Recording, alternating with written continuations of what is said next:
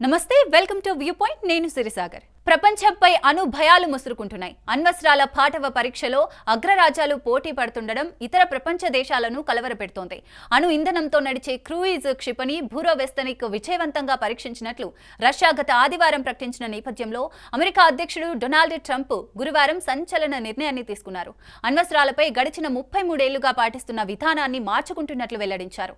తక్షణమే అమెరికా అణ్వస్త్ర పరీక్షలు పునరుద్ధరించుకుంటున్నట్లు ఆయన వెల్లడించారు.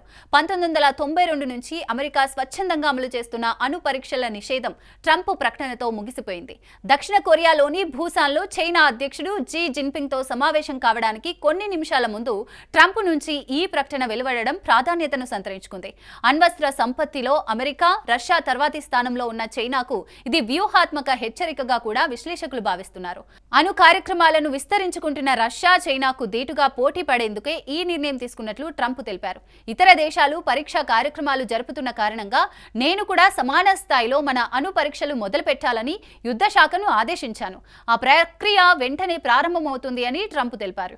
అధ్యక్షుడిగా తన మొదటి హయాంలో అమెరికా అణ్వస్త్రాల ఆధునీకరణ, పునరుద్ధరణను పూర్తి చేసిన ఘనత తనకే దక్కుతుందని కూడా ఆయన వెల్లడించారు. అణ్వస్త్ర పరీక్షలకు అపార విధ్వంసక శక్తి ఉన్న కారణంగా తాను దాన్నే ద్వేషించానని, కానీ ఇప్పుడు తనకు మరో మార్గాంతరం లేదని ట్రంప్ వివరించారు. గడిచిన 30 ఏళ్లకు పైగా అమెరికా నుంచి ప్రత్యక్ష అణు పరీక్షకు సంబంధించిన ప్రకటన వెలువడడం ఇదే మొదటిసారి.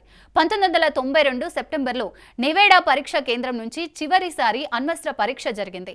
తాజా పరిణామాలతో ఆయుధాల నియంత్రణ కోసం ఇప్పటివరకు పోరాడుతున్న అమెరికా ఇతర దేశాలపై ఒత్తిడి తీసుకురాలేని పరిస్థితి ఏర్పడవచ్చు. అంతేగాక తన అణ్వస్త్ర సంపన్న శత్రువులతో అమెరికా సంబంధాలు మరింత దిగజారే అవకాశం ఉంది.